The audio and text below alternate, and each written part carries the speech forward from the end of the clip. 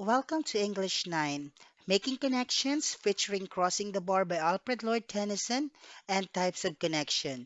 Quarter 2, Weeks 1 to 4. I am Mr. Nelprin Sambalod and I am your teacher for this course. Reading comprehension is a valuable skill to develop in improving communication. All other macro skills like writing and speaking greatly benefit from what you gain in reading. One relevant skill you need to hone is making connections. How you are able to relate yourself to the materials you are exposed to affects your understanding of their contents and themes.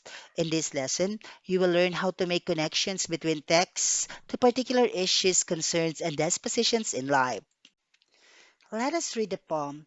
Reflect if this relates to you and the world you live in by answering the questions that follow. Let's have the poem Crossing the Bar by Alfred Lord Tennyson. Sunset, an evening star, and one clear call for me, and may there be no moaning of the bar when I put out to sea. But such a tide as moving seems asleep, too full for sound and foam. When that which drew from out the boundless deep turns again home. Twilight and evening bell, and after that the dark, and may there be no sadness of farewell when I embark. For though from out our bourne of time and place the blood may bear me far, I hope to see my pilot face to face when I have crossed the bar. Crossing the Bar by Alfred Lord Tennyson. Now let us have the interpretation of the poem Crossing the Bar by Alfred Lord Tennyson. The first stanza, the first line in it, sunset and evening star. Actually, if you're going to take the words coming from the line, it's a clear indication that in the life of every person, there's death, that there's certain death for every person. You have there the lines sunset and evening star and one clear call for me. So at the very beginning of the poem, it is clearly stated there that Alfred Lord Tennyson has the acceptance of death, that he knew in himself that death will come. By the way, when he wrote this poem, he was already old enough and he was just waiting for his death. That's why at that age, during that age, he was really ready facing death. That's why at the beginning, again, of the poem, you have there the sunset and evening star and one clear call for me. He knew it in himself that death is coming. Okay? Then you have there and may there be no moaning of the bar when I put out to sea. So Alfred Lord Tennyson is requesting was requesting his relatives not to feel sad anymore when he finally dies. Okay, so you have there. He noticed the evening star, the sunset in the sky, and he also hear a sound calling for him loud and clear. He hopes that the sandbar will not be disturbed when he goes out to the sea. So again, the meaning of the first stanza is simple.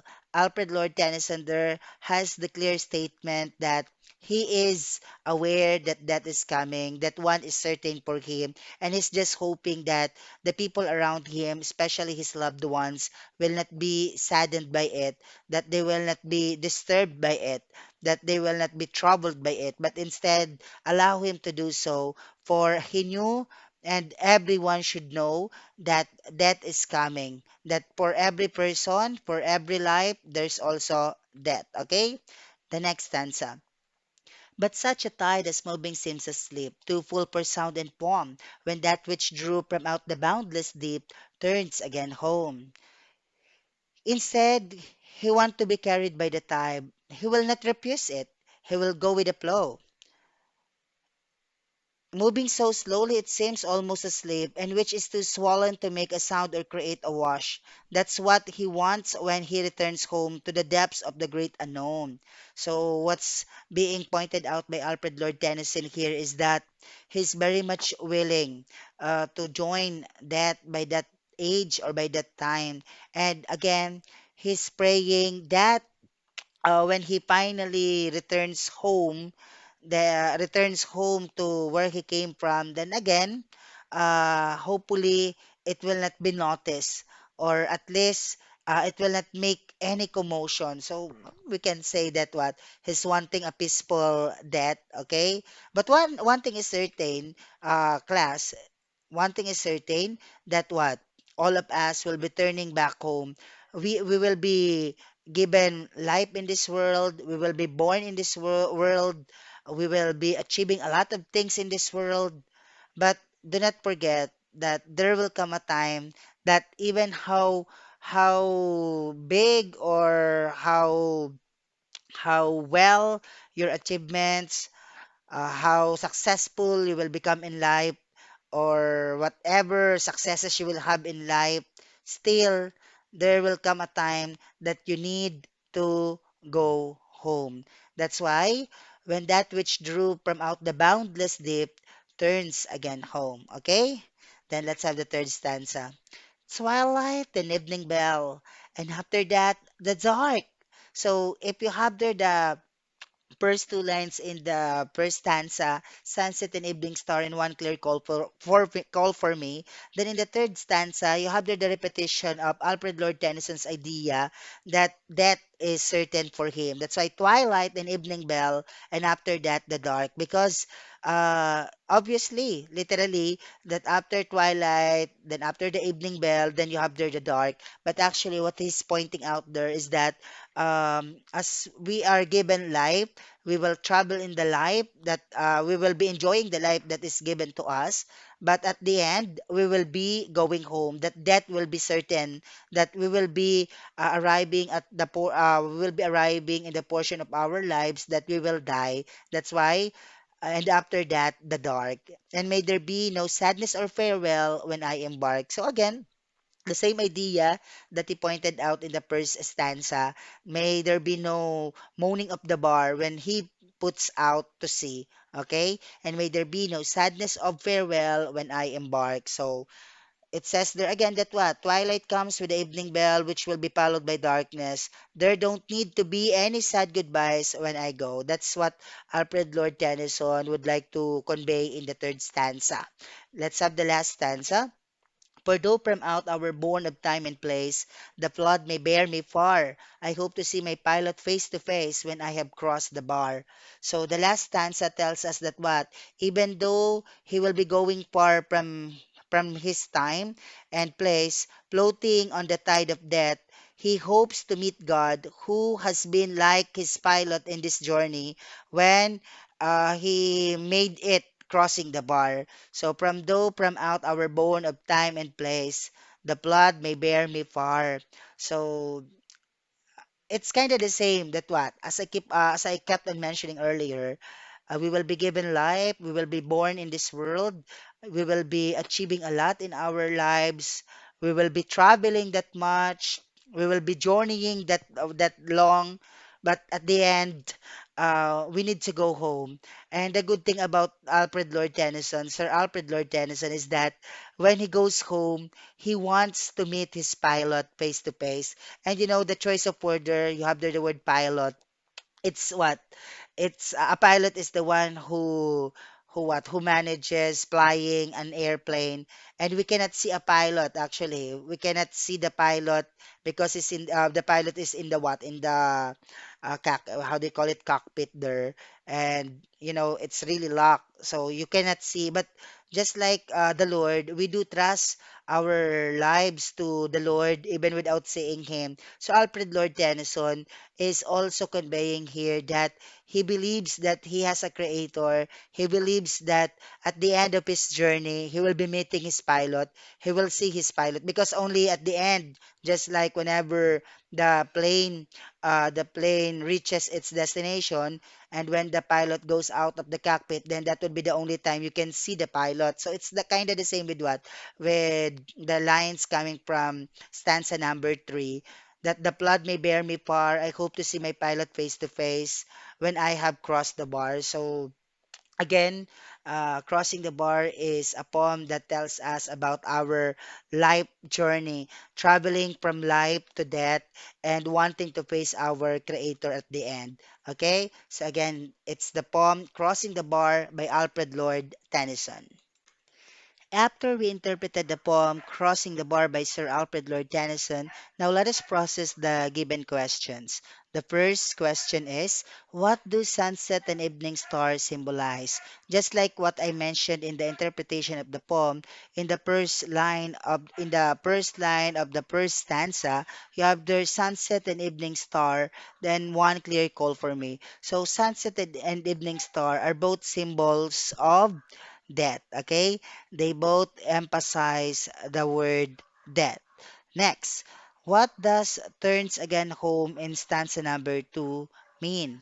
Turns again home in stanza number two means death. It means dying, okay? Going back home.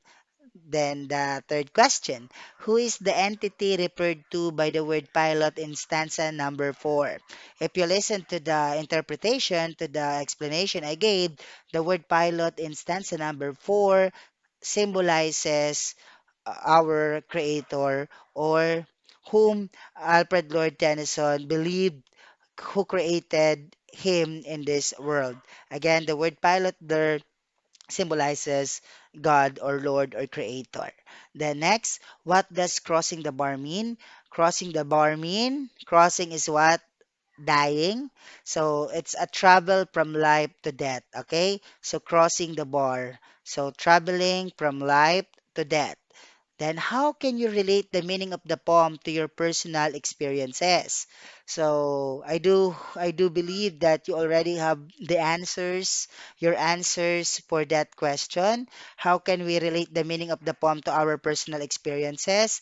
The poem is a good reminder to all of us that as we are being given the life in us, then we should make the most out of it as we are not certain when are we going to be dead?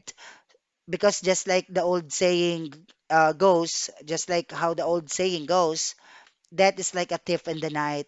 We do not know when death will come, but certainly death will come. So the thing here is that as we go on with our lives, let us see to it that we are achieving, we are succeeding, we are doing good things, we are doing good deeds to our neighbors, to our fellow men, so that by the time that you will finally cross the bar and you will be facing your pilot, you will be face to face with your pilot, then you have many good things to tell him. For certainly again, we will die, and lucky we are if we really have done good deeds when we were still living, that we will be facing our pilot, just like what people believed in. Okay, then can you associate this with other people's experiences? Explain. So if you are fond of watching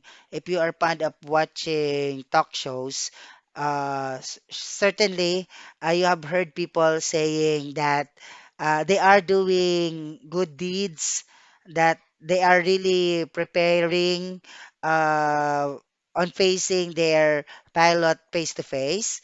That's why they are living according to what stated in the book of life, that as we live in this world, we should be doing our very best to foster good relationship with our fellow man, to achieve things in life and still being humble, so that by the time that death will be on our doorstep, then we are ready anytime that it comes, because we know it will come, and we should be prepared. We should bring good stories with us, so that if ever we will be facing our creator, then we can proudly say our achievement. So if you're fond of watching talk shows, and if you listen to many legendary people, actors, actresses, or prominent people, then maybe you heard already their experiences related to the poem Crossing the Bar by Sir Alfred Lord Tennyson. Okay? So I hope you are enlightened as I provided answers to the given questions. Let's continue. Reading materials like the one presented above portray particular themes and meanings. By understanding their elements, we can say that they create significant connections to our personal experiences and to the world we lived in. So, what does it mean? That as we read literary texts or a certain literary material, then we need to be particular with what is the theme in that text. Just like in the poem Crossing the Bar, the theme of it is about death, acceptance of death. Now, how about the meanings? How can we easily understand the meanings? How can we do it? Of course, just like what is being said in our lesson, making connections. We should be particular on understanding the elements used in the given text or in the material viewed or read. Just like in the poem Crossing the Bar, you have there the use of symbols, just like the words sunsets, evening stars, what else? Sunsets, evening star, then dark, then bar, crossing the bar, pilot. So we need to be familiar with those words on what do they symbolize. Okay, so it's kind of the same with connotation, denotation, connotation, or dealing with connotation. A word may connote a lot of meanings to people depending on how those people or how people experience the word. So it has something to do with it. So making connections. Okay, so let's proceed. Let us have learning task one. Read the selection and answer the questions that follow. Write your answers in your notebook. So you check your Google Classroom, look for the Google Form link. An excerpt from President Obama's presidential proclamation, Martin Luther King Jr. Day, January 15, 2010. The Reverend Dr. Martin Luther King Jr. challenged our nation to recognize that our individual liberty relies upon our common equality. In communities marred by division and injustice, the movement he built from the ground up forced open doors to negotiation. The strength of his leadership was matched only by the power of his words, which still call on us to perfect those sacred ideals enshrined in our founding documents. We have an opportunity to make America a better nation. Dr. King said on the eve of his death, I may not get there with you, but I want you to know tonight that we as people will get to the promised land. Though we have made great strides since the turbulent era of Dr. King's movement, his work and our journey remain unfinished. Only when our children are free to pursue their full measures of success, unhindered by the color of their skin, their gender, their faith in their heart, the people they love, or the fortune of their birth, will we have reached our destination. Today, we are closer to fulfilling America's promise of economic and social justice because we stand on the shoulders of giants like Dr. King. Yet, our future progress will depend on how we prepare our next generation of leaders.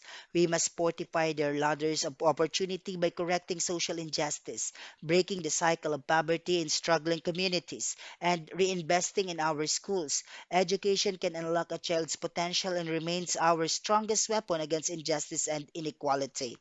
Recognizing that our nation has yet to reach Dr. King's promised land is not an admission of defeat, but a call to action. In these challenging times, too many Americans face limited opportunities, but our capacity to support each other remains limitless. Today, let us ask ourselves what Dr. King believed to be life's most urgent and persistent question. What are you doing for others?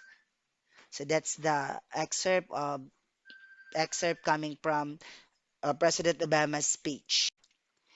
Let us now process the following questions dealing with the red material.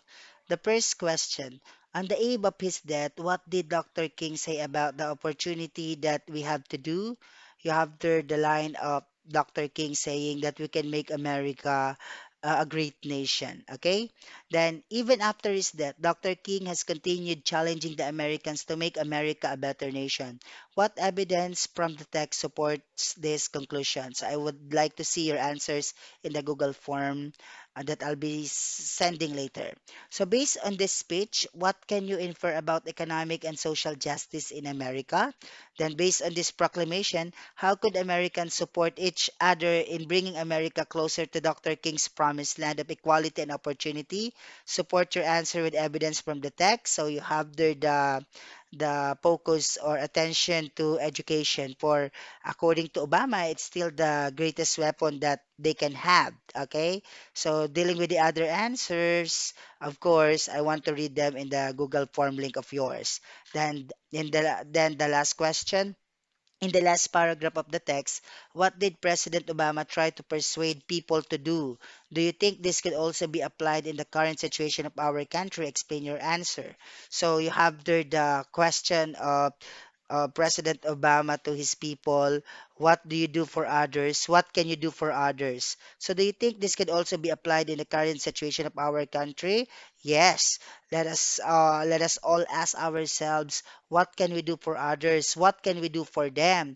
So, the good thing about the Filipino people, our fellow men, the last time that we were devastated by typhoons, by Ulysses, especially the province of Cagayan, many, even the younger generations, made effort on contributing something for their fellow men. So, in a way, it supports or it answers the question of President Obama, what can you do for others? So, of course, I would like to see your very own answers for this question. So check your Google Classroom and look for the Google Form link for you to answer the given questions. The question now is, what is making connections? Making connections. You might not have noticed, but your previous experiences, knowledge, emotions, and understanding affect what and how you learn, according to Harvey and Goldbiz 2000. Called the schema. Your background knowledge and experiences actually help you make sense and meaning of the material you are exposed to. Learning how to access this prior knowledge, experiences, emotions, and opinions can help you make a connection to the text to help you understand concepts better. Actually, if we will be reminding ourselves of the meaning of the word literature, then making connection is really that easy. For accordingly, literature is the hopes, dreams, aspirations, emotions, and experiences of man compacted into one and written into beautiful language. So we are really bound to understand every literary piece that we are going to read because each literary piece certainly presents experiences or events or emotions, hopes, dreams, aspirations of man that are also the same or in connection with the hopes, dreams, aspirations, emotions, and experiences of people who are reading those literary texts. Okay, so according to Keane and Zimmerman, 1997, as cited in Kardash 2004, they concluded that students like you comprehend better when you make different kinds of connections. So it's very important for you to know what are these kinds of connections. These three kinds of connections include the following: text to self, text to text, and text to world. So again, what are the three types of connections? We have text to self, text to text, and text to world. So in the next slide, we will study each. Let us find out what are the types of connections. So in the first column, you have there the types of connections. Second column, you have there the questions to ponder or ask. So what is text to self connections? Text to self connections are actually personal connections that you make between yourself and the selection you are dealing with. Previous experiences, emotions, or opinions may be similar to the ones present in the material.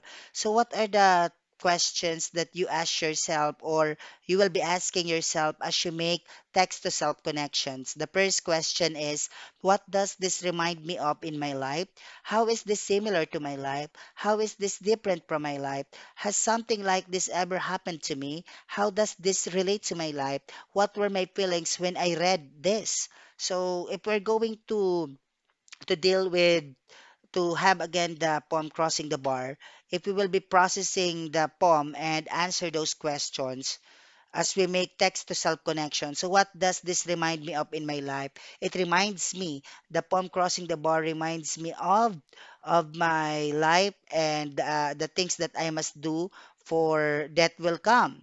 Then, how is this similar to my life? That I believe that in my life there will come a time that I'll die. Then, how is this different from my life?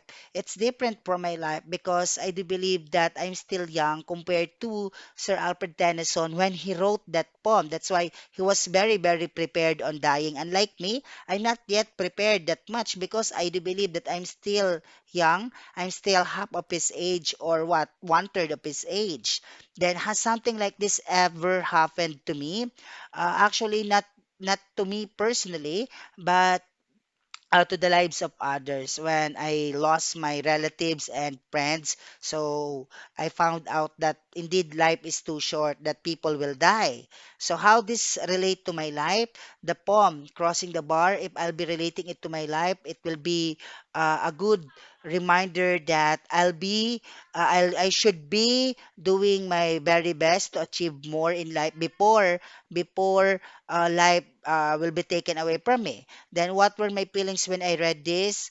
At first, it made me felt bad. It made me sad, but as I went on reading the poem, I realized that Sir Alfred Lord Tennyson just gave reminders to people to do better in life before dying. Okay? If text to self connections are actually personal connections that you make between yourself and the selection you are dealing with, the next type of connection is the text to text. So, text to text connections are connections where you relate one material to another that you have read or have already come across. Text might be from a similar author, same theme or topic, same genre, and the like. So, what are the questions you ask yourself whenever you make text to text connections? Number one, what does this remind me of in another book I have read? How is this text similar to other things I have read? How is this different from other books I have read? Or have I read about something like this before? So, the first question, what does this remind me of in another book I have read?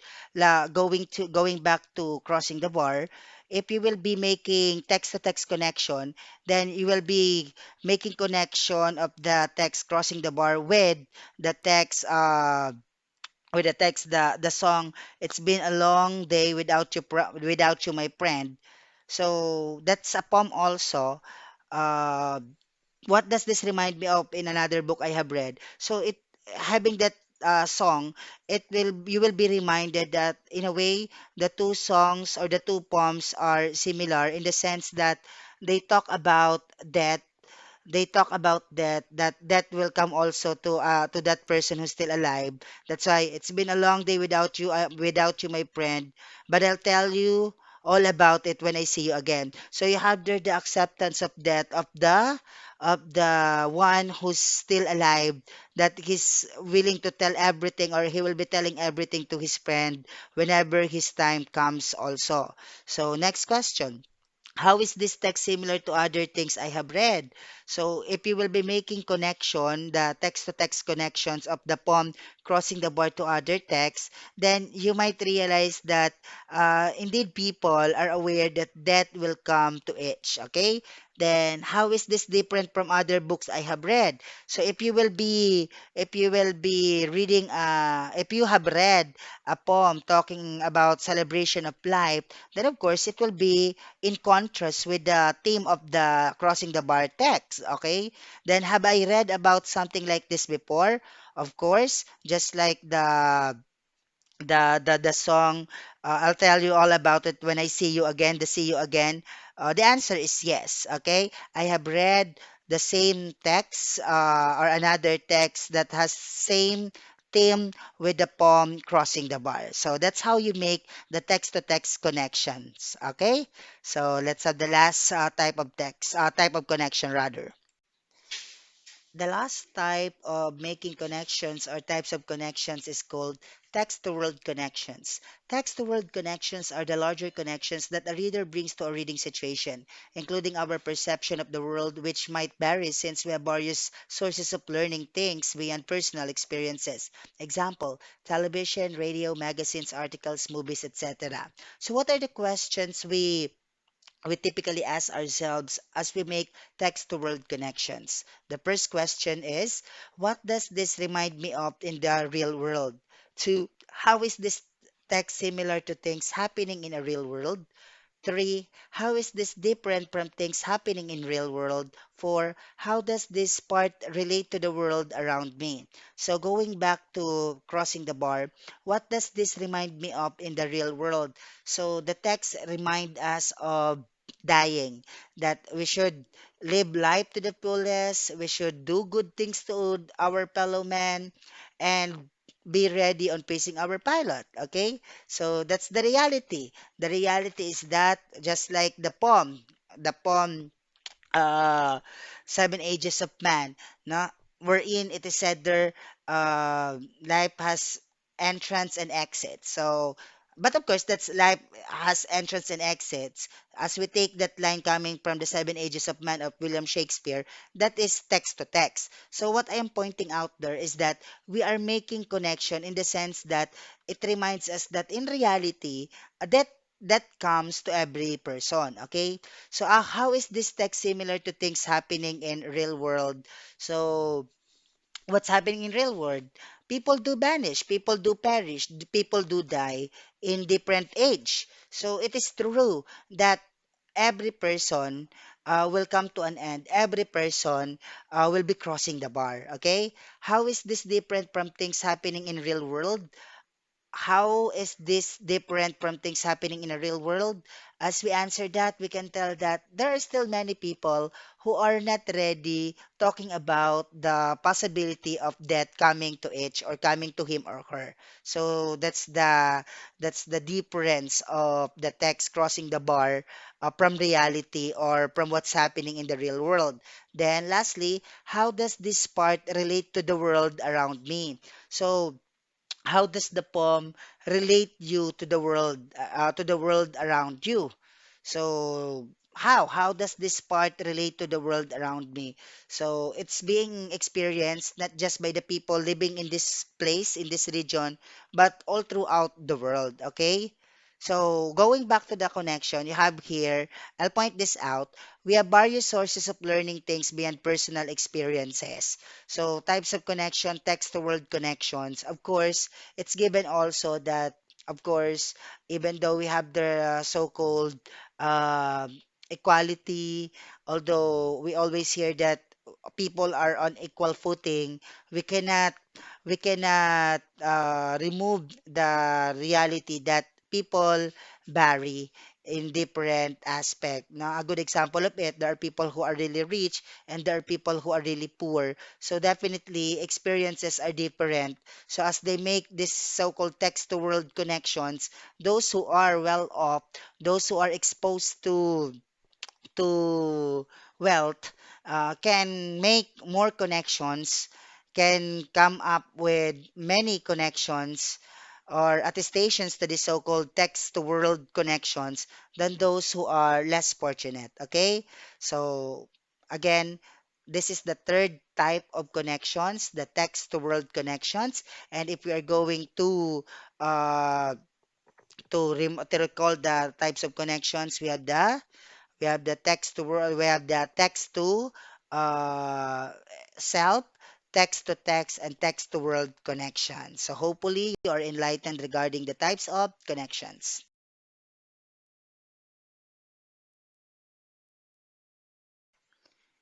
Thank you for listening. I hope you have learned a lot, although we will be continuing the discussion of this lesson in the next session. Again, a good day and may you learn a lot.